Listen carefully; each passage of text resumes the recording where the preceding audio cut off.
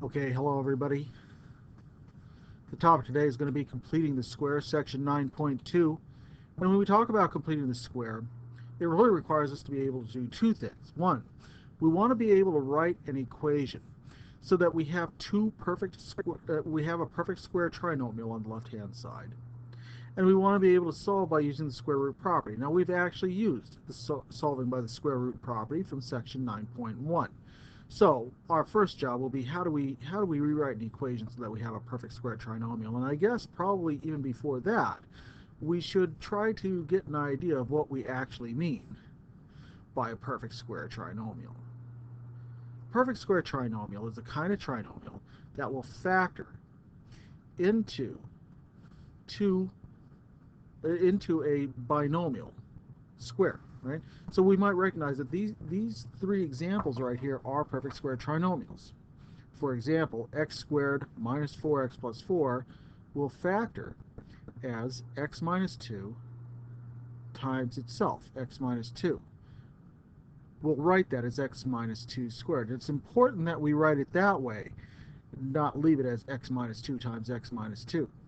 Well, how about x squared minus 6x plus 9? I'll let you pause for a moment and work that out.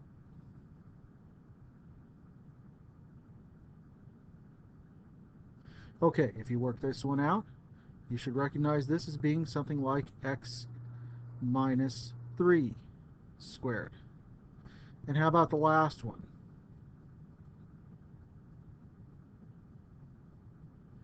Yeah, x plus 4 squared. Hopefully you got that one. Okay, how do we recognize these as being perfect squares so fast? Well, there's actually one characteristic that we notice among all of them. Take the coefficient of your middle term, x. Take that term. Now divide it in half. So let's see, if we take 1/2 times 4, we get 2.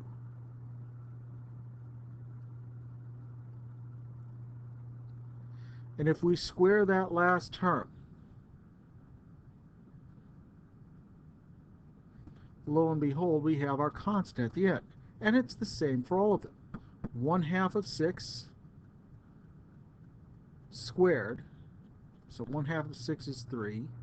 And we note that 3 squared is our constant term at the end, 9, right? Same thing right here, 1/2 of 8 squared is 16. It's a perfect square trinomial. So how do we get our factorization? Well, each and every single time it goes like this.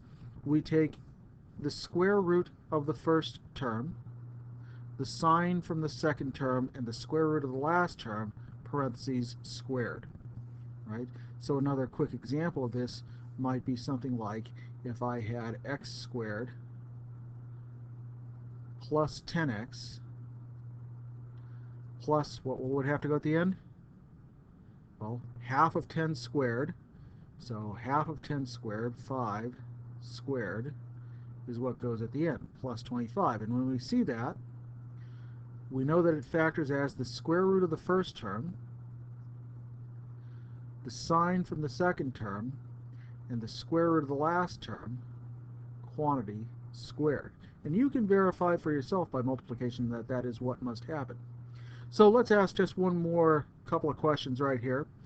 In order to be a perfect square trinomial, what should the last term of x squared minus 12x plus blank be?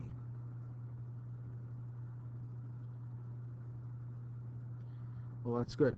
Yes, we're going to take 1/2 of 12, so 1/2 of negative 12 actually is equal to negative 6, and negative 6 squared is 36. Right, so 36 is what goes there. Does it have to be an even number? Well, no. Let's try it with this one. What should the last term of x squared plus 7x be in order to be a perfect square trinomial? Well, in this case, if we take 1/2 of 7, we get the fraction 7/2. And if we square 7/2, we square the numerator and square the denominator to get 49 over 4. And so we would say that 49 fourths has to be the last term here to make this a perfect square trinomial. And you might be asking yourself, well, how does that factor?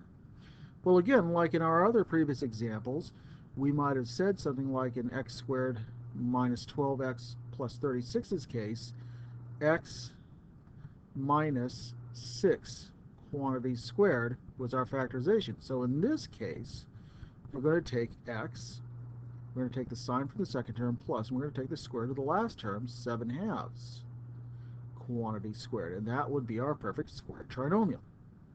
So we can deal with odd numbers as well as even numbers. It doesn't have to be anything that we have to get a nice even number to get that.